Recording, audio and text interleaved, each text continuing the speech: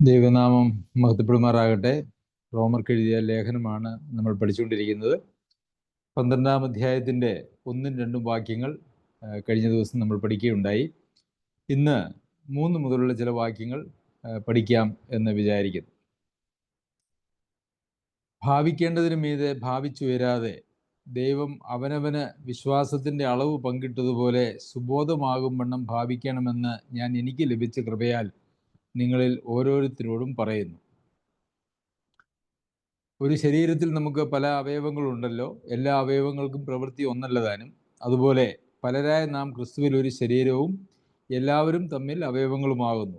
ആകയാൽ നമുക്ക് ലഭിച്ച കൃപയ്ക്കൊത്തവണ്ണം വെവ്വേറെ വരമുള്ളതുകൊണ്ട് പ്രവചനമെങ്കിൽ വിശ്വാസത്തിനൊത്തവണ്ണം, ശുശ്രൂഷയെങ്കിൽ ശുശ്രൂഷയിൽ, ഉപദേശിക്കുന്നവൻ എങ്കിൽ ഉപദേശത്തിൽ, പ്രബോധിപ്പിക്കുന്നവനെങ്കിൽ പ്രബോധനത്തിൽ, ദാനം ചെയ്യുന്നവൻ ഏകാഗ്രതയോടെ, ഭരിക്കുന്നവൻ ഉത്സാഹത്തോടെ, കരുണ ചെയ്യുന്നവൻ പ്രസന്നതയോടെ ആകട്ടെ. ഈ 3 മുതൽ 8 വരെയുള്ള വാക്യങ്ങൾ യഥാർത്ഥത്തിൽ ഒരു പ്രത്യേക വിഷയത്തെ സംബന്ധിച്ചാണ് ഈ റോമയിലെ സഭയിലെ വിശ്വാസികൾക്ക് പൗലോസ് അപ്പോസ്തലൻ എഴുതുന്നത്. എല്ലാ സഭകളിലും യഥാർത്ഥത്തിൽ എന്തെങ്കിലുമൊക്കെ കുറവുകൾ ഉണ്ടാവുക എന്ന് പറയുന്നത് സ്വാഭാവികമാണ്. അതുപോലെ റോമയിലുള്ള സഭയിലും പല കുറവുകളെക്കുറിച്ചും നമ്മൾ കഴിഞ്ഞ ആഴ്ചകളിൽ പഠിക്കുകയുണ്ടായി. ഇവിടെ അവർക്ക് കൊടുക്കുന്ന ഒരു മുന്നറിയിപ്പാണോ അതെയോ ഒരു തിരുത്തലാണോ എന്ന് നമുക്ക് കൃത്യമായി പറയാൻ കഴിയില്ല. ഒന്നുകിൽ ഒരു മുന്നറിയിപ്പ് അല്ലെങ്കിൽ ഒരു തിരുത്തൽ എന്ന് നമുക്കതിനെക്കുറിച്ച് ചിന്തിക്കാനായിട്ട് സാധിക്കും. എന്താണെന്ന് വെച്ചാൽ, സഭയിൽ പല ആളുകളും പല ശുശ്രൂഷകളും ഉണ്ട് എന്നുള്ളത് നമുക്കറിയാമല്ലോ. അപ്പോൾ ചില ശുശ്രൂഷകൾക്ക് ഒരു പ്രത്യേക മഹത്വവും മറ്റ് ചില ശുശ്രൂഷകൾക്ക് അത്രത്തോളം വിലയില്ല അല്ലെങ്കിൽ മഹത്വമില്ല എന്നുള്ള നിലയിൽ കാണുന്നതായിട്ടുള്ള ഒരു സാഹചര്യം ഒന്നുകിൽ ഉണ്ടായിരുന്നു അല്ലെങ്കിൽ ഉണ്ടാകുവാൻ സാധ്യതയുണ്ടായിരുന്നു. നമുക്കറിയാം, നമ്മുടെ സഭകളിലൊക്കെ വിവിധ നിലകളിൽ ശുശ്രൂഷ ചെയ്യുന്നതായിട്ടുള്ള ധാരാളം ആളുകളുണ്ട്. പ്രധാനമായിട്ടും ശുശ്രൂഷകളെ നമുക്ക് രണ്ടായിട്ട് തിരിക്കാവുന്നതാണ്. പ്രബോധനം, പ്രസംഗം, പ്രവചനം മുതലായിട്ടുള്ള കാര്യങ്ങൾ ഒരു വഴിക്കും, അതുപോലെ തന്നെ വിവിധ നിലകളിലുള്ള ശുശ്രൂഷകൾ മറ്റൊരു തരത്തിലും എന്ന് നമുക്ക് ചിന്തിക്കുവാനായിട്ട് സാധിക്കും. ഇവിടെ നമുക്കത് കാണുവാനായിട്ട് കഴിയും. അപ്പോൾ ഇതിലേതെങ്കിലുമൊക്കെ ശുശ്രൂഷകൾ, ഒരുപക്ഷെ സഭയിൽ പ്രസംഗിക്കുന്ന ഒരാളെ മറ്റുള്ള ആളുകളെക്കാൾ ഒരു പ്രാമുഖ്യം കൊടുത്തുകൊണ്ട് ചിന്തിക്കുന്ന ഒരു പ്രവണത ലോകത്തിലെല്ലായിടത്തുമുണ്ട് എന്നുള്ളതൊരു സത്യമാണ്. എന്നാൽ അത് അങ്ങനെയൊരു പ്രാധാന്യം ദൈവവചനത്തിൽ നമുക്ക് കാണുവാനായിട്ട് കഴിയുകയില്ല. അത് പ്രസംഗിക്കുക എന്ന് പറയുന്നതും അതുപോലെ തന്നെ മറ്റ് ഭൗതിക നിലകളിലുള്ള ശുശ്രൂഷകൾ ചെയ്യുന്ന ആളുകളും ഓരോരുത്തരെയും ദൈവം ഏൽപ്പിച്ചിരിക്കുന്നതായിട്ടുള്ള ശുശ്രൂഷകൾ ചെയ്യുന്നു എന്നുള്ള നിലയിൽ എല്ലാവരും ഒരേപോലെ പ്രാധാന്യമുള്ളവരും ഉത്തരവാദിത്വമുള്ളവരും എല്ലാവരും ഒരേപോലെ ദൈവസന്നിധിയിൽ വിലയുള്ളവരുമാണ് എന്ന് നമുക്ക് കാണുവാനായിട്ട് കഴിയും. പ്രസംഗിക്കുന്ന ഒരാൾ ഞാൻ മറ്റുള്ളവരെക്കാൾ ശ്രേഷ്ഠനാണ് എന്ന് ചിന്തിക്കുവാനായിട്ടുള്ള അവകാശമില്ല. ആ ഒരു പശ്ചാത്തലത്തിലാണ് ഈ വേദവാക്യങ്ങൾ പൗലോസ് അപ്പോസ്തലൻ എഴുതേണ്ടി വന്നത് എന്ന് നമുക്ക് കാണുവാനായിട്ട് കഴിയും. ഭാവിക്കേണ്ടതിന് മീതെ ഭാവിച്ചുയരാതെ ദൈവം അവനവന് വിശ്വാസത്തിൻ്റെ അളവ് പങ്കിട്ടതുപോലെ സുബോധമാകും വണ്ണം ഭാവിക്കണമെന്ന് ഞാൻ എനിക്ക് ലഭിച്ച കൃപയാൽ നിങ്ങളിൽ ഓരോരുത്തരോടും പറയുന്നു. അപ്പോൾ നാം നമ്മെക്കുറിച്ച് തന്നെ ഭാവിക്കുന്നതിൽ ഒരു സുബോധമില്ലാതെ ഭാവിക്കുന്ന ചില ഭാവനകൾ ഉണ്ടാകാനായിട്ടുള്ള സാധ്യതകളുണ്ട്.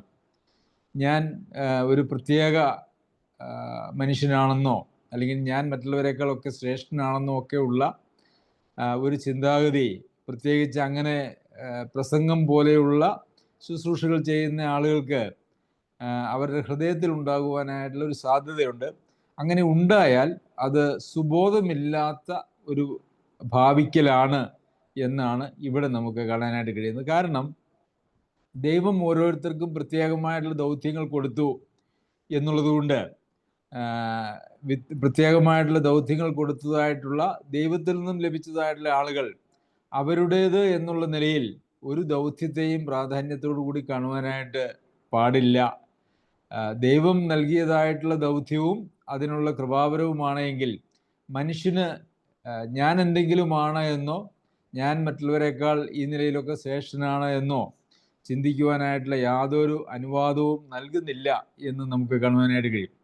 എന്ന് മാത്രവുമല്ല, നമ്മൾ ഫിലിപ്പിയർക്ക് എഴുതിയ ലേഖനത്തിൽ നമ്മൾ വായിക്കുന്നത് താഴ്മയുടെ ഓരോരുത്തൻ മറ്റുള്ളവരെ തന്നേക്കാൾ ശ്രേഷ്ഠൻ എന്ന് എണ്ണിക്കൊള്ളുവിനെന്നാണ്.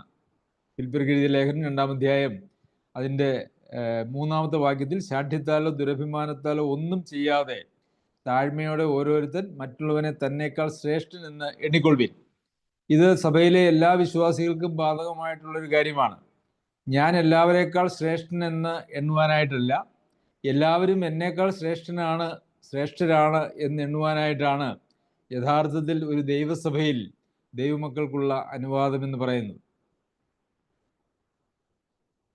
അതിന് വിരുദ്ധമായ ഒരു മനോഭാവം നമ്മളിൽ ഉണ്ടായാൽ അത് നമ്മെ ദൈവം ഉപയോഗിക്കുന്നതിന് ഒരു വലിയ തടസ്സമായിട്ട് തീരാൻ സാധ്യതയുണ്ട്. ഇവിടെ മറ്റൊരു വാക്ക് നമുക്കിവിടെ കാണാനായിട്ട് കഴിയുന്നത്, ദൈവം അവനവന് വിശ്വാസത്തിൻ്റെ അളവ് പങ്കിട്ടതുപോലെ എന്നൊരു പ്രയോഗം നമുക്കിവിടെ കാണാനായിട്ട് കഴിയും. അപ്പോൾ ഓരോരുത്തരും ദൈവം വ്യത്യസ്ത അളവുകളിൽ വിശ്വാസം പങ്കിട്ടു കൊടുത്തു എന്നുള്ള നിലയിൽ അതിനെ ആ ഒരു വാക്യത്തെ കാണാനായിട്ടുള്ള അല്ലെങ്കിൽ ചിന്തിക്കാനായിട്ടുള്ള സാധ്യതയുണ്ട്. എന്നാൽ അതങ്ങനെയല്ല എന്ന് നമുക്ക് തുടർന്നുള്ള വാക്യങ്ങളിൽ നിന്ന് മനസ്സിലാക്കുവാനായിട്ട് സാധിക്കും. വിശ്വാസത്തിൻ്റെ അളവ് പങ്കിട്ടതുപോലെ എന്ന് പറഞ്ഞിരിക്കുന്നത് വിവിധ കൃപാവരങ്ങളും ശുശ്രൂഷകളും പങ്കിട്ടു എന്നുള്ള നിലയിൽ മാത്രമാണ് അവിടെ എഴുതിയിരിക്കുന്നത്. വിശ്വാസം പങ്കിട്ടു കൊടുത്തു എന്ന് പറഞ്ഞാൽ അത് അങ്ങനെ തന്നെ ആക്ഷരികമായിട്ട് എടുത്താൽ മനുഷ്യന് പിന്നെ തൻ്റെ വിശ്വാസം വർദ്ധിപ്പിക്കുവാനോ വിശ്വാസത്തിൽ വളരുവാനോ ഒന്നും യാതൊരു പ്രസക്തിയും സാധ്യതയും ഇല്ല. കാരണം ദൈവം അത് ഓൾറെഡി തീരുമാനിച്ച് ഓരോരുത്തർക്കും കൊടുത്തു എന്നുള്ള നിലയിൽ അതിനെ കാണേണ്ടതായിട്ട് വരും. എന്നാൽ അത് അങ്ങനെയല്ല. ഈ വിശ്വാസത്തിൻ്റെ അളവ് പങ്കിട്ടു എന്ന് പറഞ്ഞതിന് ശേഷം താഴേക്ക് പറയുന്നതായിട്ടുള്ള വാക്യങ്ങൾ വായിക്കുമ്പോൾ അത് ശുശ്രൂഷ വിവിധ നിലകളിൽ വിശ്വാസികൾക്ക് ദൈവം കൊടുത്തു എന്നുള്ള കാര്യമാണ് എഴുതിയിരിക്കുന്നത്. അതുകൊണ്ട് അതിനോട് ചേർന്നാണ് നമുക്ക് ഈ 3-ാമത്തെ വാക്യത്തെ വ്യാഖ്യാനിക്കാനായിട്ട് പാടുള്ളൂ. ഭാവിക്കേണ്ടതിന് മീതെ ഭാവിച്ചു വരാതെ, മനുഷ്യന് സ്വാഭാവികമായിട്ട് അവൻ്റെ ഹൃദയത്തിലുള്ളതായിട്ടുള്ള ഒരു ചിന്ത, ഞാൻ എല്ലാവരേക്കാൾ ശ്രേഷ്ഠനാണ്, എല്ലാവരേക്കാൾ വലിയവനാണ് എന്നുള്ള ഒരു ചിന്ത വരാനായിട്ടുള്ള സാധ്യത സ്വാഭാവികമായിട്ടും ഉണ്ടാകാൻ ഇടയുണ്ട്. നമ്മെ തന്നെ ഉയർത്തുന്നതായിട്ടുള്ള ഒരു മനോഭാവം പൊതുവെ മനുഷ്യരിലുണ്ട് എന്നുള്ളത് നമുക്കറിയാമല്ലോ. എന്നാൽ നാം നമ്മെ തന്നെ ഉയർത്തുകയാണ് എങ്കിൽ അതിൻ്റെ അവസാനം എന്ന് പറയുന്നത് യഥാർത്ഥത്തിൽ വളരെ നാശമായിരിക്കുമെന്നുള്ളതാണ്. സദൃശവാക്യങ്ങൾ 16-ാം അധ്യായത്തിൻ്റെ 18-19 വാക്യങ്ങളിൽ, നാശത്തിന് മുമ്പേ ഗർവം, വീഴ്ചയ്ക്ക് മുമ്പേ ഉന്നത ഭാവം എന്നാണ് നമ്മൾ വായിക്കുന്നത്. അതുപോലെ ധാരാളം വേദഭാഗങ്ങൾ നമുക്ക് ഇതിനോടനുബന്ധിച്ച് കാണുവാനായിട്ട് കഴിയും. തനിക്ക് തന്നെ ജ്ഞാനി എന്ന് തോന്നുന്ന മനുഷ്യനെ നീ കാണുന്നുവോ, അവനെക്കുറിച്ചുള്ളതിനേക്കാളും മൂഢനെക്കുറിച്ച് അധികം പ്രത്യാശയുണ്ട്. 26-ാം അധ്യായം 12-ാം വാക്യമാണ് സദൃശവാക്യങ്ങൾ. ഒരാൾ തരാൻ തന്നെ ജ്ഞാനിയാണ്, തനിക്ക് എല്ലാം അറിയാം എന്ന് ഒരാൾ ചിന്തിച്ചാൽ അവരെക്കുറിച്ച് യഥാർത്ഥത്തിൽ മൂഢനെക്കുറിച്ച് അതിനേക്കാൾ ഏറെ ഒരു പ്രത്യാശയുണ്ട് എന്നുള്ളതാണ്. എന്ന് വെച്ചാൽ നമുക്ക് തന്നെ നാം വലിയവരും പ്രസക്തരുമായിട്ട് തോന്നിയാൽ ആ തോന്നൽ നമ്മെ എത്തിക്കുന്നത് നമ്മളുടെ ആത്മീകമായിട്ടുള്ള അധഃപതനത്തിലാണ് എന്ന് നമുക്ക് കാണുവാനായിട്ട് കഴിയും. തിമോത്തിയോസിന് എഴുതിയ 2-ാം ലേഖനം അതിൻ്റെ 3-ാം അധ്യായത്തിൽ അന്ത്യകാലത്ത് ദുർഘട സമയങ്ങൾ വരുമെന്നറിയുക എന്ന് പറഞ്ഞുകൊണ്ട് അവിടെ കുറേയേറെ പാപങ്ങളുടെ ഒരു ലിസ്റ്റ് പറയുന്നുണ്ട്. ആ ലിസ്റ്റ് നമ്മൾ പരിശോധിച്ചാൽ ആ ലിസ്റ്റിലെ ഭൂരിഭാഗം പാപങ്ങളും നിഗളം അല്ലെങ്കിൽ അഹങ്കാരം അതിനോട് ചേർന്ന് പോകുന്നതായിട്ടുള്ള കാര്യങ്ങളാണ് എന്ന് ആ വേദഭാഗം പഠിച്ചപ്പോൾ നാം പഠിക്കുകയുണ്ടായി. ഒരു മനുഷ്യൻ അവൻ തന്നിൽ തന്നെ ഒരു നിഗളിയായി പോയാൽ ഒരിക്കലും തനിക്ക് ഒരു ആത്മീക ശുശ്രൂഷ രംഗത്ത് ദൈവത്തിന് വേണ്ടി പ്രയോജനപ്പെടുവാനായിട്ട് കഴിയുകയില്ല. ഒരു പക്ഷേ താൻ പല ശുശ്രൂഷകളും ചെയ്യാമെന്ന് വന്നേക്കാം. എന്നാൽ അവിടെ ആത്മാവിൻ്റെയും ശക്തിയുടെയും പ്രദർശനം അവിടെ ഉണ്ടാവുകയില്ല. തൻ്റെ ജ്ഞാനത്തിൻ്റെ ഒരു പ്രകടനം ഒരുപക്ഷെ അവിടെ കാണുവാനായിട്ടുള്ള സാധ്യതയുണ്ട്. ജ്ഞാനത്തിൻ്റെ വശീകരണ വാക്കുകളല്ല, ആത്മാവിൻ്റെയും ശക്തിയുടെയും പ്രദർശനമാണ് യഥാർത്ഥത്തിൽ നമ്മളുടെ ശുശ്രൂഷകളിലൊക്കെയും കാണേണ്ടത്. അത് ഏത് നിലയിലുള്ള ശുശ്രൂഷകളാണെങ്കിലും അതിന് ഉണ്ടാകേണ്ടത് അങ്ങനെയാണ്. ധാരാളം വാക്യങ്ങൾ നമുക്ക് ഇതിനോടനുബന്ധിച്ച് കാണുവാനായിട്ട് സാധിക്കും. കൊരിന്ത്യർക്ക് എഴുതിയ ലേഖനം നമ്മൾ പഠിച്ചപ്പോൾ അവിടെ നമ്മൾ ചിന്തിക്കുകയുണ്ടായി. 2 കൊരിന്ത്യർ 10-ാം അധ്യായത്തിൻ്റെ 12-ാം വാക്യത്തിൽ തങ്ങളെ തന്നെ ശ്ലാഘിക്കുന്ന ചിലരോട് ഞങ്ങളെ തന്നെ ചേർത്ത് ഒരുമിപ്പിപ്പാനോ ഉപമിപ്പാനോ തുനിയുന്നില്ല. അവർ തങ്ങളാൽ തന്നെ തങ്ങളെ അളക്കുകയും തങ്ങളോട് തന്നെ തങ്ങളെ ഉപമിക്കുകയും ചെയ്യുന്നത് കൊണ്ട് തിരിച്ചറിവുള്ളവരല്ല. പലപ്പോഴും നമ്മെക്കുറിച്ച് നമുക്ക് വലിയവരാണ്, ബുദ്ധിമാന്മാരാണ്, ജ്ഞാനിയാണ് എന്നൊക്കെ തോന്നുന്നത് നമ്മളോട് തന്നെ വെച്ച് അളക്കുന്നത് കൊണ്ടാണ്. അവിടെ നമ്മുടെ അളവുകോൽ തെറ്റാണ്.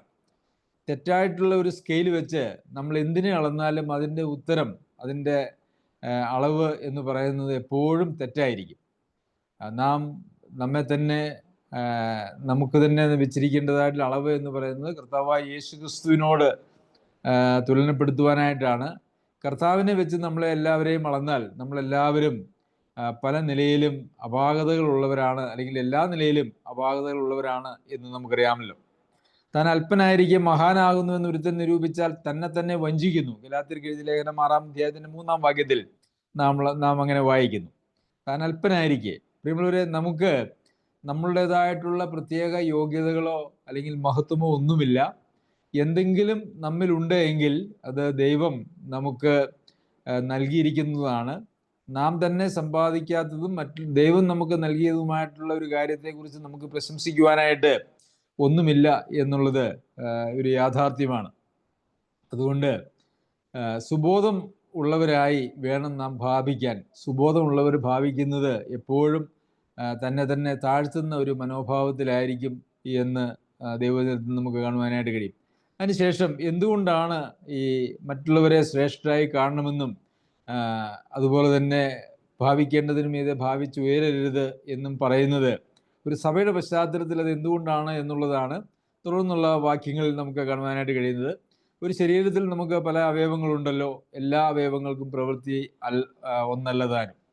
നമുക്കറിയാം, നമ്മുടെ ശരീരത്തിൽ പല അവയവങ്ങളുണ്ട്. ഈ എല്ലാ അവയവങ്ങൾക്കും പ്രവൃത്തി ഒന്നല്ല. അപ്പോൾ എല്ലാ അവയവങ്ങൾക്കും പ്രവൃത്തി ഒന്നല്ല എന്നുള്ളത് കൊണ്ട് ഏതെങ്കിലും ഒരു അവയവത്തെ നമ്മൾ മോശമായിട്ടോ അല്ല എങ്കിൽ പരിഗണിക്കാതിരിക്കുകയോ ചെയ്യുകയില്ല. അതൊരു യാഥാർത്ഥ്യമാണ്. നമുക്ക് എൻ്റെ തലയാണ് വളരെ പ്രധാനപ്പെട്ടത്, അല്ലെങ്കിൽ കണ്ണാണ് പ്രധാനപ്പെട്ടത്, അതുകൊണ്ട് കണ്ണിന് എന്തെങ്കിലും പ്രയാസം വന്നു കഴിഞ്ഞാൽ ചികിത്സിക്കാം, എൻ്റെ കൈക്ക് എന്തെങ്കിലും ദോഷം വന്നാൽ ചികിത്സിക്കേണ്ട ആവശ്യമില്ല എന്നൊന്നും നമ്മളാരും ചിന്തിക്കുകയില്ല. നമ്മളുടെ ശരീരത്തിലെ എല്ലാ അവയവങ്ങൾക്കും നമുക്ക് പ്രാധാന്യമുള്ളതാണെന്ന് മാത്രവുമല്ല, എല്ലാ അവയവങ്ങളും അന്യോന്യം കൂട്ടുത്തരവാദിത്വത്തിലും സ്നേഹത്തിലും ബന്ധിക്കപ്പെട്ടിരിക്കുന്നത് കൊണ്ട് ഒരു അവയവത്തിൻ്റെ പരിക്ക് എല്ലാ അവയവത്തിനും മനസ്സിലാകും അല്ലെങ്കിൽ ബോധ്യപ്പെടും എന്നുള്ളതും അതിനകത്തൊരു കാര്യമാണ്. നമുക്കറിയാം, കൈ മുറിഞ്ഞാൽ വേദന മൊത്തം ശരീരമാണ് അനുഭവിക്കുന്നത്. അല്ലെങ്കിൽ നമുക്ക് ഒരു ദഹനക്കേട് പിടിച്ചാൽ നമ്മളുടെ ശരീരം മുഴുവൻ അതിൻ്റെ ദോഷം അനുഭവിക്കുന്നുണ്ട്. ശരീരത്തിൽ എവിടെയെങ്കിലും ഒരു പരിക്കുണ്ടായാൽ അത് നമ്മുടെ ശരീരത്തിൻ്റെ ആകെയുള്ള ഒരു പ്രശ്നമാണ് എന്നുള്ളത് നമുക്കറിയാമല്ലോ. അതുപോലെ തന്നെ ഒരു സഭയാകുന്ന ക്രിസ്തുവിൻ്റെ ശരീരത്തിലുള്ളതായിട്ടുള്ള വിവിധ അവയവങ്ങളായിരിക്കുന്ന നാം ഓരോരുത്തർക്കും വ്യത്യസ്തങ്ങളായിട്ടുള്ള പങ്കാളിത്തവും ഉത്തരവാദിത്വവുമാണ് സഭയിലുള്ളത്, അല്ലെങ്കിൽ ക്രിസ്തീയ ജീവിതത്തിലുള്ളത്. അതുകൊണ്ട് ഏതെങ്കിലും ഒന്ന് പ്രാധാന്യം കുറഞ്ഞതാണെന്നോ പ്രാധാന്യം കൂടിയതാണെന്നോ നമുക്ക് ചിന്തിക്കുവാനായിട്ട് സാധ്യത ഇല്ല. നമ്മളുടെ കണ്ണൊരിക്കലും ഞാനാണ് എല്ലാ കാഴ്ചയും നൽകുന്നത്, അതുകൊണ്ട് ഞാനാണ് ഈ ശരീരത്തിലെ ഏറ്റവും പ്രധാന അവയവം എന്നൊരിക്കലും കണ്ണ് പറയുകയില്ല. കാരണം കണ്ണിൻ്റെ നിലനിൽപ്പ് തന്നെ ശരീരത്തിലാണ് എന്നുള്ളത് നമുക്കറിയാമല്ലോ. അതുമാത്രമല്ല, കണ്ണ് നാം കാണുന്നത് ഈ പ്രകാശം നമ്മുടെ കണ്ണിൽ പതിക്കുമ്പോൾ ആ പതിക്കുന്ന പ്രകാശത്തെ തലച്ചോറിനകത്ത് പ്രോസസ്സ് ചെയ്താണ് നാം കാണുന്നത് എന്താണ് എന്നുള്ളത് നമുക്ക് മനസ്സിലാക്കി തരുന്നത്. അതുകൊണ്ട് ഒറ്റയ്ക്കുള്ള ഒരു പ്രവർത്തനം ഒരു അവയവത്തിനും ശരീരത്തിലില്ല എന്നുള്ളതൊരു യാഥാർത്ഥ്യമാണ്. അതുകൊണ്ട് ഒരു അവയവവും അവരുടെ പ്രവർത്തനങ്ങളെക്കുറിച്ച് പ്രശംസിക്കുന്നവരല്ല, മറിച്ച് മറ്റുള്ളവരെ എല്ലാവരെയും കൈക്കൊള്ളുന്നതായിട്ടുള്ള പ്രവർത്തനമാണ് ഓരോ അവയവത്തിനും ഉള്ളത് എന്നാണ്. പ്രവൃത്തി ഒന്നല്ല താനും. പ്രവൃത്തി ഒന്നല്ലാത്തത് കൊണ്ട് ഏതെങ്കിലും ഒരു അവയവം പ്രത്യേകിച്ച് പ്രാധാന്യമില്ലാത്തതാണെന്നോ ഉള്ളതാണെന്നോ ഒന്നും നമുക്ക് പറയുവാനായിട്ട് കഴിയില്ല. അതുപോലെ എന്നാണ് 5-ാമത്തെ വാക്യത്തിൽ നാം കാണുന്നത്. അതുപോലെ പലരായ നാം ക്രിസ്തുവിൽ ഒരു ശരീരവും എല്ലാവരും തമ്മിൽ അവയവങ്ങളുമാകുന്നു. പലരായ നാം ക്രിസ്തുവിൽ ഒരു ശരീരം എല്ലാവരും തമ്മിൽ അവയവങ്ങളുമാകുന്നു. അപ്പോൾ നാം എല്ലാവരും ഒരു ശരീരത്തിൻ്റെ അവയവങ്ങളാണ് എങ്കിൽ എല്ലാ അവയവത്തിനും മഹത്വമുണ്ട്, എല്ലാ അവയവത്തിനും മാന്യതയുണ്ട്, എല്ലാ അവയവത്തിനും ഉത്തരവാദിത്വമുണ്ട്. ഒരവയവത്തെയും നമുക്ക് മാറ്റി നിർത്തുവാനായിട്ടോ പ്രാധാന്യമില്ലാത്തതായിട്ടോ പറയുവാനായിട്ട് കഴിയില്ല. ഒരവയവത്തിനും മറ്റുള്ള അവയവത്തെക്കാൾ ഞാൻ ശ്രേഷ്ഠമാണ്, ഞാനാണതിൽ പ്രധാനി എന്ന് പറയാനായിട്ടും യാതൊരു അനുവാദവും അവകാശവും ഇല്ല എന്ന് നമുക്ക് കാണുവാനായിട്ട് കഴിയും. അതിനുശേഷം റോമയിലുള്ള വിശ്വാസികൾ ഒരുപക്ഷെ ഭാവിച്ച് ഉയർന്നതിനെ കുറിച്ചാണ്, അല്ലെങ്കിൽ അതിനുള്ള സാധ്യത ഏത് പശ്ചാത്തലത്തിലാണ് ഭാവിച്ച് ഉയർന്നത് എന്നുള്ളതിനെ കുറിച്ചുള്ള ഒരു സൂചന തുടർന്നുള്ള വാക്യങ്ങളിൽ നമുക്ക് കാണുവാനായിട്ട് കഴിയും. ആകയാൽ നമുക്ക് ലഭിച്ച കൃപയ്ക്കൊത്തവണ്ണം. അപ്പോൾ 3-ാമത്തെ വാക്യത്തിൽ ദൈവം അവനവന് വിശ്വാസത്തിന്റെ അളവ് പങ്കിട്ടതുപോലെ എന്ന് പറഞ്ഞതിന് ശേഷം അതിന് സമാനമായിട്ടുള്ള ഒരു പദം പിന്നീട് ഉപയോഗിച്ചിരിക്കുന്നത് ആകയാൽ നമുക്ക് ലഭിച്ച കൃപയ്ക്കൊത്തവണ്ണം. വിശ്വാസത്തിന്റെ അളവ് പങ്കിട്ടതുപോലെ നമുക്ക് ലഭിച്ച കൃപയ്ക്കൊത്തവണ്ണം. വെവ്വേറെ വരമുള്ളത് കൊണ്ട് പ്രവചനമെങ്കിൽ വിശ്വാസത്തിനൊത്തവണ്ണം, ശുശ്രൂഷയെങ്കിൽ ശുശ്രൂഷയിൽ, ഉപദേശിക്കുന്നവനെങ്കിൽ ഉപദേശത്തിൽ, പ്രബോധിക്കുന്നവനെങ്കിൽ പ്രബോധനത്തിൽ, പ്രബോധിപ്പിക്കുന്നവനെങ്കിൽ പ്രബോധനത്തിൽ, ദാനം ചെയ്യുന്നവൻ ഏകാഗ്രതയോടെ, ഭരിക്കുന്നവൻ ഉത്സാഹത്തോടെ, കരുണ ചെയ്യുന്നവൻ പ്രസന്നതയോടെ ആകട്ടെ. അപ്പോൾ എല്ലാ ശുശ്രൂഷകൾക്കും അത് ദൈവം നൽകിയതും നമ്മളുടെ ഉത്തരവാദിത്വവുമാണ് എന്നുള്ളതുകൊണ്ട് ആര് ശുശ്രൂഷ ചെയ്താലും അതിലൊക്കെ നമ്മളുടെ പൂർണ്ണമായിട്ടുള്ള താല്പര്യവും ഏകാഗ്രതയും ഒക്കെ അതിന് ആവശ്യമാണ്. പ്രസംഗിക്കുന്ന ഒരാൾ പ്രബോധിപ്പിക്കുന്ന ഒരാളേക്കാൾ വലിയവനെന്നുള്ളതല്ല. പ്രസംഗിക്കുവാനായിട്ട് ഒരാൾക്ക് ദൈവം കൃപാവരം കൊടുത്തിട്ടുണ്ടെങ്കിൽ അത് അവർ ചെയ്യുന്നു, ദൈവം കൊടുത്ത കൃപാവരം ഉപയോഗിക്കുന്നു. ദാനം ചെയ്യുന്നവൻ, അങ്ങനെ ഒരു കൃപാവരം ഒരാൾക്ക് ദൈവം കൊടുത്തിട്ടുണ്ടെങ്കിൽ അവൻ ദാനം ചെയ്യുന്നു. ഭരിക്കുന്നവൻ അല്ലെങ്കിൽ കരുണ ചെയ്യുന്നവൻ, ഇങ്ങനെ ഓരോരുത്തർക്കും ദൈവം കൊടുത്തിരിക്കുന്നതായിട്ടുള്ള കൃപാവരങ്ങൾ അവരവർ ഉപയോഗിക്കുന്നു എന്നുള്ളതല്ലാതെ അതിനകത്ത് ഒരു പുകഴ്ചയ്ക്കുള്ള ഒരു അനുവാദം ഒരു അവയവത്തിനും ഇല്ല എന്ന് നമുക്ക് കാണുവാനായിട്ട് ഈ വേദഭാഗത്ത് നിന്ന് കാണുവാനായിട്ട് സാധിക്കും.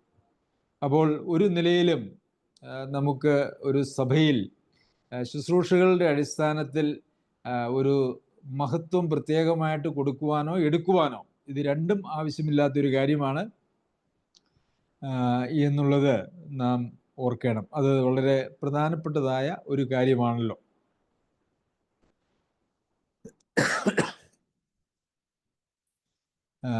ഇവിടെ നമുക്ക് കാണാൻ നാം ശ്രദ്ധിക്കേണ്ടതായിട്ടുള്ള മറ്റൊരു കാര്യം, ഈ താലന്തുകളുടെ ഒരു ഉപമയ നമ്മൾ വായിക്കുന്നുണ്ട്. മത്തായി എഴുതിയ സുവിശേഷം 25-ാമത്തെ അധ്യായത്തിലുണ്ട്.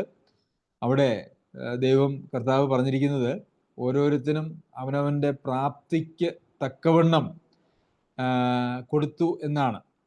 അപ്പോൾ നമുക്ക് ദൈവസഭയിൽ നൽകിയിരിക്കുന്നതായിട്ടുള്ള ദൈവസഭയുടെ പ്രയോജനത്തിന് വേണ്ടി, ദൈവരാജ്യത്തിൻ്റെ വളർച്ചയ്ക്കും വ്യാപ്തിക്കും വേണ്ടി ദൈവം നമുക്ക് നൽകിയിരിക്കുന്നതായിട്ടുള്ള കൃപാവരങ്ങളെ തിരിച്ചറിഞ്ഞ്, താലന്തുകളെ തിരിച്ചറിഞ്ഞ് അത് ദൈവനാമ മഹത്വത്തിനായി ഉപയോഗിക്കേണ്ടത് വളരെ ആവശ്യമാണ്. അതിൻ്റെ ഒരു അപര്യാപ്തത എന്ന് പറയുന്നത് ഇന്ന് സഭകളിൽ ധാരാളമായിട്ട് നമുക്ക് കാണുവാനായിട്ട് കഴിയും. പലപ്പോഴും അങ്ങനെയുള്ള ഒരു താല്പര്യം, എന്നെ സംബന്ധിച്ചുള്ള ദൈവിക പരിപാടി എന്ത്, വ്യക്തിപരമായിട്ട് നമ്മളെ ഓരോരുത്തരെയും കുറിച്ച് ദൈവത്തിന് ഒരു പ്രത്യേക ലക്ഷ്യമുണ്ട്, ദൈവം അങ്ങനെ കുറച്ച് പേരെ അങ്ങ് രക്ഷിച്ചേക്കാം എന്ന് വിചാരിച്ച് രക്ഷിച്ചിരിക്കുകയല്ല. രക്ഷിക്കുന്നതിനെ കുറിച്ച് തന്നെ പറഞ്ഞിരിക്കുന്നിടത്ത് എഫേസ്യർക്ക് എഴുതിയ ലേഖനം 2-ാം അധ്യായത്തിൽ നമ്മളവിടെ കാണുന്നത് മുന്നൊരുക്കിയിരിക്കുന്ന സൽപ്രവൃത്തികൾക്കായിട്ട് ക്രിസ്തുയേശുവിൽ സൃഷ്ടിക്കപ്പെട്ടവരാകുന്നു എന്നാണ് നമ്മളവിടെ വായിക്കുന്നത്. അപ്പോൾ മുന്നൊരുക്കപ്പെട്ട സൽപ്രവൃത്തികൾക്കായിട്ടാണ് ദൈവം നമ്മെ സൃഷ്ടിച്ചിരിക്കുന്നത്. അതായത് ഓരോ വ്യക്തിയെയും സംബന്ധിച്ച് ദൈവം ആഗ്രഹിക്കുന്നതായ, ദൈവം മുന്നൊരുക്കിയിരിക്കുന്നതായിട്ടുള്ള ചില പ്രവർത്തനങ്ങളുണ്ട്. വിശ്വാസത്തിൻ്റെതായിട്ടുള്ള, വിശ്വാസത്തിൽ നിന്നുള്ളതായ പ്രവർത്തനങ്ങളുണ്ട്. അപ്പോൾ അതിനു വേണ്ടിയിട്ടാണ് ദൈവം നമ്മെ ക്രിസ്തുയേശുവിൽ സൃഷ്ടിച്ചിരിക്കുന്നത്. അത് തൻ്റെ സഭയുടെ പണിയുമായിട്ട് ബന്ധപ്പെട്ടതാണ് എന്നുള്ളതും നമുക്ക് ദൈവവചനത്തിൻ്റെ അടിസ്ഥാനത്തിൽ പറയുവാനായിട്ട് കഴിയും. അതെന്താണ് എന്ന് മനസ്സിലാക്കി അത് ചെയ്യുക എന്ന് പറയുന്നത് നമ്മുടെ ക്രിസ്തീയ ജീവിതത്തിൻ്റെ വിജയത്തിനും നാം അങ്ങനെ നീതിഫലം നിറഞ്ഞവരായി അല്ലെങ്കിൽ ഫലമുള്ളവരായി തീരേണ്ടതിനും അതേറെ ആവശ്യമാണ് എന്നുള്ളത് നാം മനസ്സിലാക്കേണ്ടതായിട്ടുള്ള ആവശ്യമുണ്ട്. പലപ്പോഴും നമ്മെ സംബന്ധിച്ച് ഏതെങ്കിലും ഒരു സഭയിലുള്ള ഒരു അംഗത്വവും സഭായോഗത്തിലുള്ളതായ പ്രാതിനിധ്യവും ഒക്കെ ഉണ്ടെങ്കിൽ അതുകൊണ്ട് തൃപ്തിപ്പെടുന്നതായിട്ടുള്ള ആളുകളാണ് നാം. എന്നാൽ അങ്ങനെ ഏതെങ്കിലും ഒരു സഭയിലെ അംഗത്വം കൊണ്ട് തൃപ്തിപ്പെടേണ്ടതായിട്ടുള്ള ആളുകളല്ല, മറിച്ച് ദൈവസഭയിൽ വളരെ വലിയ ഉത്തരവാദിത്വം ദൈവമക്കൾക്കുണ്ട് എന്നുള്ളത് നമുക്ക് മറന്നു പോകുവാനായിട്ട് കഴിയുകയില്ല. അത് നാം കണ്ടുപിടിച്ച് നാം അതിൽ ഉത്സാഹികളായി തീരുന്നില്ല എങ്കിൽ നമ്മുടെ ക്രിസ്തീയ ജീവിതം യഥാർത്ഥത്തിൽ ദൈവം ആഗ്രഹിക്കുന്ന ഒരു നിലവാരത്തിലേക്ക് അല്ലെങ്കിൽ ഒരു ഉത്തരവാദിത്വ ബോധത്തിലേക്ക് വരുവാനായിട്ട് കഴിയില്ല. ഓരോ ശുശ്രൂഷയും ചെയ്യുന്നതിനെക്കുറിച്ച് പറയുമ്പോൾ ഒരു വിശേഷണം അവിടെ കൊടുത്തിരിക്കുന്നതായിട്ട് നമുക്ക് കാണുവാനായിട്ട് കഴിയും. പ്രവചനമെങ്കിൽ വിശ്വാസത്തിന് ഒത്തവണ്ണം, ശുശ്രൂഷയെങ്കിൽ ശുശ്രൂഷയിൽ, അതിനുശേഷം ദാനം ചെയ്യുന്നവൻ ഏകാഗ്രതയോടെ, ഭരിക്കുന്നവൻ ഉത്സാഹത്തോടെ, കരുണ ചെയ്യുന്നവൻ പ്രസന്നതയോടെ. അപ്പോൾ പ്രത്യേകിച്ച് ഇവിടെ പഠിപ്പിക്കുക മുതലായിട്ടുള്ള കാര്യങ്ങളിൽ പറഞ്ഞിരിക്കുന്ന ഒരു കാര്യങ്ങളുണ്ട്. ഉപദേശിക്കുന്നവൻ ഉപദേശത്തിൽ എന്നാണ്, പ്രബോധിപ്പിക്കുന്നവൻ പ്രബോധനത്തിൽ, ശുശ്രൂഷയെങ്കിൽ ശുശ്രൂഷയിൽ. എന്നാൽ ദാനം ചെയ്യുന്നവൻ ഏകാഗ്രതയോടെ, ഭരിക്കുന്നവൻ ഉത്സാഹത്തോടെ, കരുണ ചെയ്യുന്നവൻ പ്രസന്നതയോടെ. പ്രസന്നതയോടെ നമുക്ക് കരുണ ചെയ്യുവാനായിട്ട് കഴിയും, പ്രസന്നതയില്ലാതെയും നമുക്ക് കരുണ ചെയ്യുവാനായിട്ട് കഴിയും. അങ്ങനെ പ്രസന്നത ഇല്ലാതെ കരുണ ചെയ്യുക എന്നുള്ളതല്ല, പ്രസന്നതയോടെ, സന്തോഷത്തോടെ എന്നാണ് നമുക്ക് കാണുന്നത്. ഭരിക്കുന്നവൻ ഉത്സാഹത്തോടെ, മടിയോടുകൂടിയല്ല. ദാനം ചെയ്യുന്നവൻ ഏകാഗ്രതയോടെ. ഏത് ശുശ്രൂഷകൾക്കും അതിൻ്റേതായിട്ടുള്ള ചില നല്ല മനോഭാവങ്ങളും അതിനോട് ചേർന്നുണ്ടാകേണ്ടതായിട്ടുള്ള ആവശ്യമുണ്ട്. കാരണം പലപ്പോഴും ഒരുപക്ഷെ നിർബന്ധത്താൽ, മറ്റ് എന്തെങ്കിലും സമ്മർദ്ദത്താൽ വിവിധ നിലകളിൽ ശുശ്രൂഷ ചെയ്യുന്ന ആളുകളുണ്ട്. എന്നാൽ അങ്ങനെ ഒരു സമ്മർദ്ദത്താലോ നിർബന്ധത്താലോ അല്ല ദൈവമക്കൾ ആത്മീകമായിട്ടുള്ള കാര്യങ്ങൾ ചെയ്യേണ്ടത്, ശുശ്രൂഷകൾ ചെയ്യേണ്ടത്. മറിച്ച് അത് നമ്മളിൽ നിന്നുളവാകുന്നതായിട്ടുള്ള ദൈവസ്നേഹത്തിൻ്റെയും സഹോദര സ്നേഹത്തിൻ്റെയും അടിസ്ഥാനത്തിൽ ഉത്സാഹത്തോടെ ആയിരിക്കണം എന്ന് നമ്മൾ വായിക്കുന്നുണ്ട്. അതിൻ്റെ 11-ാമത്തെ വാക്യത്തിൽ, ഉത്സാഹത്തിൽ മടുപ്പില്ലാതെ ആത്മാവിൽ എരിവുള്ളവരായി കർത്താവിനെ സേവിപ്പിൻ. അപ്പോൾ നാം ഈ ശുശ്രൂഷകളൊക്കെയും ഏത് നിലയിലുള്ള ശുശ്രൂഷകളാണെങ്കിലും അതൊക്കെയും നാം ചെയ്യുമ്പോൾ കർത്താവിനെ സേവിക്കുകയാണ് ചെയ്യുന്നത്. ദാനം ചെയ്യുമ്പോൾ കർത്താവിനെ സേവിക്കുകയാണ് ചെയ്യുന്നത്, ഭരിക്കുമ്പോൾ കർത്താവിനെ സേവിക്കുകയാണ് ചെയ്യുന്നത്, അതുപോലെ കരുണ ചെയ്യുമ്പോൾ കർത്താവിനെ സേവിക്കുകയാണ് ചെയ്യുന്നത്, ഉപദേശിക്കുന്നവൻ കർത്താവിനെ സേവിക്കുകയാണ് ചെയ്യുന്നത്, പ്രബോധിപ്പിക്കുന്നവൻ കർത്താവിനെ സേവിക്കുകയാണ് ചെയ്യുന്നത്. ഇതെല്ലാം കർത്താവിനെ സേവിക്കുന്നതാണ്, അല്ലെങ്കിൽ കർത്താവിൻ്റെ സഭയെ, കർത്താവിൻ്റെ മണവാട്ടിയായ സഭയെ സേവിക്കുകയാണ് ചെയ്യുന്നത്. അല്ലാതെ ഏതെങ്കിലും വ്യക്തികളെ സേവിക്കുന്നു എന്നോ വ്യക്തികളോടുള്ള താല്പര്യമെന്നോ ഒന്നും അതിനെ നമുക്ക് പറയുവാനായിട്ട് കഴിയുകയില്ല. പിന്നെ സ്നേഹം നിർവ്യാജമായിരിക്കട്ടെ എന്ന് നമ്മൾ 9-ാമത്തെ വാക്യത്തിൽ വായിക്കുന്നു. ഈ സ്നേഹം എന്ന് പറയുന്നത് നിർവ്യാജമായിരിക്കണം. കാരണം എല്ലാ ശുശ്രൂഷകളും നാം ചെയ്യേണ്ടത് നമ്മളിൽ നിന്ന് ഉളവാകേണ്ടതായിട്ടുള്ള സ്നേഹത്തിൻ്റെ അടിസ്ഥാനത്തിലാണ്. അതല്ലാതെ അത് നിർബന്ധത്താൽ അരുത്, അല്ലെങ്കിൽ സമ്മർദ്ദത്താൽ അരുത് എന്നുള്ളതാണ്. നമ്മളുടെ ഉള്ളിൽ നിന്നുളവാകുന്നതായ, നമ്മൾ ലഭിച്ചിരിക്കുന്നതായിട്ടുള്ള പരിശുദ്ധാത്മാവിൻ്റെ പ്രവർത്തനത്താൽ നമ്മളിൽ നിന്നുളവാകുന്നതായിട്ടുള്ള സ്നേഹമായിരിക്കണം നമ്മുടെ എല്ലാ ശുശ്രൂഷകളുടെയും, അത് ഏത് നിലയിൽ ഉള്ളതാണെങ്കിലും ശുശ്രൂഷകളുടെയും അടിസ്ഥാനം എന്ന് പറയുന്നത്. സ്നേഹത്തെക്കുറിച്ച് പറയുമ്പോൾ കൊരിന്ത്യർക്ക് എഴുതിയ 1-ാം ലേഖനം 13-ാം അധ്യായത്തിൽ അവിടെ നമുക്ക് ഏതെല്ലാം വരങ്ങളുണ്ടെങ്കിലും, നമുക്ക് നമ്മുടെ ത്യാഗമനോഭാവം എത്രയോ വലുതാണെങ്കിലും അതൊന്നും സ്നേഹമില്ലാതെയാണെങ്കിൽ അതിനുകൊണ്ടൊന്നും ഒരു പ്രയോജനവുമില്ല എന്നുള്ളത്, ഈവൻ വിശ്വാസത്തെക്കുറിച്ച് പറയുമ്പോൾ പോലും മലകളെ നീക്കുവാൻ തക്ക വിശ്വാസമുണ്ടെങ്കിലും അത് സ്നേഹത്തിൽ അധിഷ്ഠിതമല്ല എങ്കിൽ ആ വിശ്വാസം കൊണ്ട് പോലും പ്രയോജനമില്ല എന്നാണ് നമ്മളവിടെ വായിക്കുന്നത്. അപ്പോൾ സ്നേഹം നിർവ്യാജമായിരിക്കണം. സ്നേഹം നിർവ്യാജമായിരിക്കണം എന്ന് പറയുമ്പോൾ വ്യാജമായിട്ടുള്ള സ്നേഹം ഒരു പക്ഷേ ദൈവമക്കളുടെ ഇടയിൽ ഉണ്ടാകുവാനായിട്ടുള്ള സാധ്യതയുണ്ട് എന്നുള്ള നിലയിലാണ്.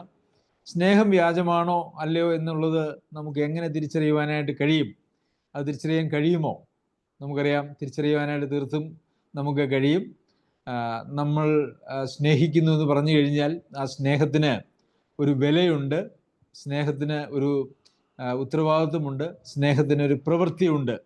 പ്രവൃത്തികളിലൂടെ വെളിപ്പെടാത്തതായിട്ടുള്ള സ്നേഹം എന്ന് പറയുന്നത് ഒരു വ്യാജമായിട്ടുള്ള സ്നേഹമാണ്. അത് നമ്മൾ മനസ്സിലാക്കേണ്ടത് ഏറെ ആവശ്യമാണ്. ഇപ്പോൾ ഏകാഗ്രത ഇല്ലാതെ ദാനം ചെയ്യുന്നുവെങ്കിൽ, ഉത്സാഹമില്ലാതെ ഭരിക്കുന്നുവെങ്കിൽ, പ്രസന്നതയില്ലാതെ കരുണ ചെയ്യുന്നുവെങ്കിൽ അത് യഥാർത്ഥത്തിൽ സ്നേഹത്തിൽ നിന്നുളവാകുന്നതല്ല, മറിച്ച് എന്തോ ആന്തരികമോ ബാഹ്യമോ ആയിട്ടുള്ള സമ്മർദ്ദത്തിൽ നിന്നാണ് അത്തരം കാര്യങ്ങൾ ഉളവാകുന്നത് എന്ന് നമുക്ക് കാണുവാനായിട്ട് സാധിക്കും. അതുകൊണ്ട് ഈ ശുശ്രൂഷകളൊക്കെ ചെയ്യുമ്പോൾ അത് വ്യാജമായിട്ടുള്ള സ്നേഹത്തിൻ്റെ അടിസ്ഥാനത്തിലല്ല, മറിച്ച് നിർവ്യാജമായിട്ടുള്ള സ്നേഹത്തിൻ്റെ അടിസ്ഥാനത്തിൽ ചെയ്യണം എന്ന് നമുക്ക് കാണുന്നു. തീയതിനെ വെറുത്ത് നല്ലതിനോട് പറ്റിക്കൊള്ളുവിൻ. വിശദീകരണം ആവശ്യമില്ലാത്തതായിട്ടുള്ള ഒരു കാര്യമാണ്. തെറ്റായിട്ടുള്ള, മോശമായിട്ടുള്ള എല്ലാത്തിനെയും നമ്മൾ അതിനോട് അകന്നുകൊള്ളണം എന്നുള്ളതല്ല, മറിച്ച് അതിനോട് ഒരു വെറുപ്പുണ്ടാകണം, നല്ലതിനോട് പറ്റിക്കൊള്ളണം. അപ്പോൾ തെറ്റായിട്ടുള്ള കാര്യം നമ്മുടെ ജീവിതത്തിൽ തന്നെ ഉള്ളതായിട്ടുള്ള ഒരു പക്ഷേ ചില പാപ സ്വഭാവങ്ങൾ, നമ്മെ മുറുകെ പറ്റുന്നതായിട്ടുള്ള ചില പാപ സ്വഭാവങ്ങളെക്കുറിച്ച് നമുക്കൊരു വെറുപ്പ് നമ്മൾ തന്നെ ഉളവാകേണ്ടത് ആവശ്യമാണ്. ചില ആളുകളൊക്കെ അവരെക്കുറിച്ച് തന്നെ പറയുന്നത്, ഇത് എൻ്റെ സ്വഭാവമാണ്, ഞാൻ അങ്ങനെയുള്ളൊരു മനുഷ്യനാണ് ഞാൻ എന്നുള്ള നിലയിലൊക്കെ അവരുടെ തെറ്റായിട്ടുള്ള ചില ശീലങ്ങളെക്കുറിച്ചോ സ്വഭാവങ്ങളെക്കുറിച്ചോ ഒക്കെ പറയാറുണ്ട്. അത് അവരുടെ സ്വഭാവത്തെ അവർ ന്യായീകരിക്കുകയാണ് ചെയ്യുന്നത്. എന്നാൽ എന്തെങ്കിലും ഒരു തെറ്റായിട്ടുള്ള പ്രവണതയോ സ്വഭാവമോ നമ്മുടെ ജീവിതത്തിൽ ഉണ്ടെങ്കിൽ, അതിനെക്കുറിച്ച് ഒരു വെറുപ്പ് നമുക്കുണ്ടെങ്കിൽ അതിനെ ഒരിക്കലും ന്യായീകരിക്കുവാനോ ഞാൻ അങ്ങനെ ഒരു വ്യക്തിയാണ് എന്ന് പറഞ്ഞുകൊണ്ട് അതിനെ ചെറുതായി കാണാനോ ഒരിക്കലും ആരും തുനിയുന്നതല്ല. അപ്പോൾ തെറ്റായിട്ടുള്ള നമ്മുടെ ജീവിതത്തിൽ തന്നെ ഉള്ള സ്വഭാവങ്ങളോടൊരു വെറുപ്പ് ഉണ്ടാകേണ്ടത് ആവശ്യമാണ്. അങ്ങനെ വെറുക്കുന്നില്ല എങ്കിൽ നമുക്ക് അങ്ങനെയുള്ള തെറ്റായിട്ടുള്ള സ്വഭാവങ്ങളുടെ മേൽ ഒരിക്കലും ഒരു വിജയം ഉണ്ടാകുക എന്ന് പറയുന്നതും സാധ്യമാകുകയില്ല. അതുകൊണ്ട് തീയതിനെ വെറുക്കണം. അത് എന്ത് കാര്യമാണെങ്കിലും, നമ്മളുടെ ഉള്ളിലുള്ളതായ തെറ്റായ കാര്യങ്ങളാണെങ്കിലും അതിനെ വെറുക്കേണ്ടത് ആവശ്യമാണ്. അതിനുശേഷം വെറുത്താൽ മാത്രം പോരാ, നല്ലതിനോട് പറ്റിക്കൊള്ളുകയും വേണം. എനിക്ക് തെറ്റായിട്ടുള്ള കാര്യങ്ങളൊന്നും കണ്ടാൽ സഹിച്ചുകൂടാ എന്നൊക്കെ ചില ആളുകൾ പറയും. എന്നാൽ ശരിയായിട്ടുള്ള കാര്യങ്ങളെക്കുറിച്ച് ഞാൻ ചില സഹോദരങ്ങളിലേക്ക് ജീവിതത്തിൽ വളരെ നല്ല ചില കാര്യങ്ങളൊക്കെ ഞാൻ കണ്ടു, അതൊക്കെ എനിക്കും വേണം എന്നുള്ളതായിട്ടുള്ളൊരു താല്പര്യം നമുക്ക് ഉണ്ടാകുന്നുണ്ടോ എന്നുള്ളത് ഒരു വലിയ ചോദ്യമാണ്. മറ്റുള്ളവരുടെ ജീവിതത്തിൽ എന്തെങ്കിലും കുറവുകൾ കണ്ടാൽ അതിനെക്കുറിച്ച് നമുക്ക് വളരെ ഒരു തെറ്റായിട്ടുള്ള, അല്ലെങ്കിൽ അതിനെക്കുറിച്ച് വളരെ നാം കോപിക്കുകയോ അതല്ല എങ്കിൽ അതിനെക്കുറിച്ച് നാം മോശമായി പറയുകയോ ഒക്കെ ചെയ്യുമ്പോൾ, അതിനെക്കുറിച്ച് നാം വെറുക്കുമ്പോൾ മറ്റുള്ളവരിലുള്ള നന്മയെ സ്വായത്തമാക്കാനും കൂടെ നമുക്ക് കഴിയണം. അതല്ലാതെ മറ്റുള്ളവരെ കുറ്റം പറയുന്ന ഒരു പ്രവണതയല്ല. മറ്റുള്ളവരിലുള്ള നന്മയെ നാം ആസ്വദിക്കുകയും അത് നമ്മളുടെ ജീവിതത്തിൻ്റെ നല്ല ഭാഗങ്ങളായിട്ട്, വശങ്ങളായിട്ട് നാം മാറ്റുകയും ചെയ്യണം. അതും ഇതിനകത്ത് പ്രധാനപ്പെട്ടതായിട്ടുള്ള കാര്യമാണ്. തീയതിനെ വെറുക്കുന്നു എന്ന് പറയുമ്പോൾ തെറ്റായിട്ടുള്ള കാര്യങ്ങളിൽ ആരെങ്കിലും ചെയ്താൽ ആ മനുഷ്യനെ വെറുക്കണം എന്നുള്ളതല്ല അതിൻ്റെ അർത്ഥം എന്ന് പറയുന്നത്. ആ മനുഷ്യനിൽ, അത് നമ്മളിലാണെങ്കിലും മറ്റുള്ളവരിലാണെങ്കിലുമുള്ള തെറ്റായിട്ടുള്ള സ്വഭാവത്തെ നമുക്ക് വെറുക്കാം. പക്ഷേ മനുഷ്യനെ നമുക്ക് സ്നേഹിക്കുവാനായിട്ടാണ് ദൈവം നമ്മളോട് കൽപ്പിച്ചിരിക്കുന്നത്. കർത്താവും അങ്ങനെ തന്നെയായിരുന്നുവല്ലോ. താൻ മനുഷ്യരെ വെറുത്തു എന്ന് നമുക്കൊരിക്കലും കാണാനായിട്ട് കഴിയില്ല. മനുഷ്യർ വഴക്ക് പറഞ്ഞിട്ടുണ്ട്, ശാസിച്ചിട്ടുണ്ട്, അതൊക്കെ ഉണ്ടെങ്കിലും മനുഷ്യനെ വെറുക്കുകയല്ല. പാപികളെ ദൈവം സ്നേഹിച്ചു. കർത്താവിനെ കുറിച്ച് തന്നെ ഈ പരീശന്മാരായിട്ടുള്ള ആളുകൾക്കുണ്ടായിരുന്നതായിട്ടുള്ള ഒരു ആരോപണം, അവർ ചുങ്കക്കാരുടെയും പാപികളുടെയും സ്നേഹിതനെന്നാണ്. അപ്പോൾ ചുങ്കക്കാരെയും പാപികളെയും അവരുടെ പാപത്തെയും ഒക്കെ കർത്താവ് വിളിച്ചു പറഞ്ഞിട്ടുണ്ട്. പരീശന്മാരെ കുറിച്ചും വളരെ ശക്തമായിട്ട് പറഞ്ഞിട്ടുണ്ട്. എന്നാൽ ഈ പരീശന്മാർ വിളിക്കുന്നിടത്ത് അവരുടെ വീട്ടിൽ ഒക്കെ കർത്താവ് പോവുകയും അവിടെ വചനം പ്രസംഗിക്കുകയും അവരുടെ അടുക്കൽ നിന്ന് ഭക്ഷണം കഴിക്കുകയും ഒക്കെ ചെയ്തത് നമുക്ക് വചനത്തിൽ കാണുവാനായിട്ട് സാധിക്കും. മനുഷ്യരെ നമ്മൾ വെറുക്കുവാനായിട്ടല്ല, മനുഷ്യരിലുള്ള തെറ്റായിട്ടുള്ള സ്വഭാവത്തെ, അത് മറ്റുള്ളവരിലാണെങ്കിൽ നമ്മളിലാണെങ്കിലും ഉള്ള സ്വഭാവത്തെ, തെറ്റായിട്ടുള്ള കാര്യങ്ങളെ മാത്രമേ നമുക്ക് വെറുക്കുവാനായിട്ട് അനുവാദമുള്ളൂ. അതുകൊണ്ട് തീയതിനെ വെറുക്കണം, എന്നാൽ പാപികളെ നമ്മൾ സ്നേഹിക്കണം. പാപികളെ സ്നേഹിക്കുന്നില്ല എങ്കിൽ നമുക്ക് അവരോട് ദൈവവചനം പ്രസംഗിക്കാനോ പഠിപ്പിക്കുവാനോ ഒന്നും നമുക്ക് കഴിയില്ലല്ലോ. അവരോടുള്ള സഹതാപം നമുക്ക് നമ്മളിൽ ഉണ്ടാകേണ്ടത് ആവശ്യമാണ്. അതുപോലെ തന്നെ നല്ലതിനോട് പറ്റിക്കൊള്ളുവാനും നമുക്ക് ആവശ്യമുണ്ട്. സഹോദരപ്രീതിയിൽ തമ്മിൽ സ്ഥായിപ്പുണ്ട്, ബഹുമാനിക്കുന്നതിൽ അന്യോന്യം മുന്നിട്ട് കൊള്ളുവിൻ. പ്രിയമുള്ളവരെ, നാം എല്ലാവരും ബഹുമാനം ആഗ്രഹിക്കുന്ന ആളുകളാണ്. എന്നെ എല്ലാവരും ബഹുമാനിക്കണം, സ്നേഹിക്കണം എന്നുള്ളതൊക്കെ പൊതുവിൽ ആളുകളുടെ ഒരു മനോഭാവമാണ്. നമ്മളെ ആരെങ്കിലും ബഹുമാനിച്ചില്ല എന്ന് തോന്നിയാൽ, അല്ലെങ്കിൽ സ്നേഹിച്ചില്ല എന്ന് തോന്നിയാൽ നമുക്കത് വളരെ വേദനയും ഒരുപക്ഷെ ചിലപ്പോൾ രോഷവും ഒക്കെ ഉണ്ടാക്കാനായിട്ടുള്ള സാധ്യതയുണ്ട്. എന്നാൽ ഇവിടെ നമ്മൾ വായിക്കുന്നത് ബഹുമാനിക്കുന്നതിൽ അന്യോന്യം മുന്നിട്ട് കൊള്ളുവിൻ, സഹോദരപ്രീതിയിൽ സ്ഥായിപ്പുണ്ട്. സ്ഥായിപ്പുണ്ട് എന്ന് പറഞ്ഞാൽ സ്ഥിരത പോണ്ട്. നമ്മൾ ബഹുമാനിക്കുന്നതിൽ മുന്നിട്ട് കൊള്ളും എന്ന് വെച്ച് കഴിഞ്ഞാൽ, ഈ സഭയിൽ അല്ലെങ്കിൽ നമ്മുടെ സഭയിൽ എല്ലാവരും ബഹുമാനിക്കുന്നതിനേക്കാൾ ഞാൻ എല്ലാവരെയും കൂടുതൽ ബഹുമാനിക്കും. അത് നമ്മളുടെ ഓരോരുത്തരുടെയും ഒരു മനോഭാവമായിട്ട് മാറണം. ആരും ബഹുമാനിക്കുന്നതിനേക്കാൾ കൂടുതൽ ഞാൻ എല്ലാവരെയും ബഹുമാനിക്കും. പലപ്പോഴും അത് നമ്മൾ പല കാര്യങ്ങളിൽ ഒരുപക്ഷെ അനാവശ്യമായിട്ടുള്ള വാശിയെടുക്കുന്ന ആളുകളാണ്, അല്ലേ? നമുക്കൊക്കെ ചില ദോഷമായിട്ടുള്ള ചില സ്വഭാവങ്ങളുണ്ട്. അതിലൊന്നാണ് ഒരു വാശി എന്ന് പറയുന്നത്. അപ്പോൾ എന്നാൽ നമുക്ക് വാശിയെടുക്കാൻ അനുവാദമുള്ളതായിട്ടുള്ള ചില മേഖലകളുണ്ട്. അതിലൊന്നാണ് ഇവിടെ പറയുന്നത്, നമുക്ക് ഇങ്ങനെ ഒരു വാശിയെടുക്കാം, എല്ലാവരും ബഹുമാനിക്കുന്നതിനേക്കാൾ മറ്റുള്ളവരെ ഞാൻ കൂടുതൽ ബഹുമാനിക്കും. ആ ഒരു വാശി എല്ലാവരും എടുത്താൽ, പ്രിയമുള്ളവരെ, എത്ര മനോഹരമാണ് അങ്ങനെയുള്ള ഒരു സഭാ സംവിധാനം, അല്ലെങ്കിൽ അങ്ങനെയുള്ളൊരു സഭയിലെ ദൈവമക്കളുടെ ജീവിതം എന്നുള്ളത് നമുക്ക് കാണുവാനായിട്ട് സാധിക്കും. അതുകൊണ്ട് അങ്ങനെയുള്ള ചില വാശികളൊക്കെ നമുക്ക് നല്ലതാണ്. ദൈവം നമ്മെ സഹായിക്കട്ടെ. സഭാ ജീവിതത്തിൽ നാം അനുവർത്തിക്കേണ്ട നമ്മുടെ മനോഭാവങ്ങളാണ് ഈ 12-ാം അധ്യായത്തിൻ്റെ 1 മുതലുള്ള വാക്യങ്ങളിൽ നമുക്ക് കാണുവാനായിട്ട്, വായിക്കുവാനായിട്ട് കഴിയുന്നത്. അത് നമ്മളുടെ സഭാജീവിതത്തെ ഉടച്ചു വാർത്ത് ദൈവവചന പ്രകാരമുള്ള ഒരു ദൈവ പൈതലായി നമ്മുടെ സഭയിൽ നാം ഓരോരുത്തരും മാറുകയും അത് മുഖാന്തരം ദൈവരാജ്യവും ദൈവസഭയും വളരുകയും ചെയ്യുവാൻ സർവശക്തനായ ദൈവം ഇടയാക്കട്ടെ. അവൻ്റെ അതിപരിശുദ്ധ നാമം വാഴ്ത്തപ്പെടുമാറാകട്ടെ.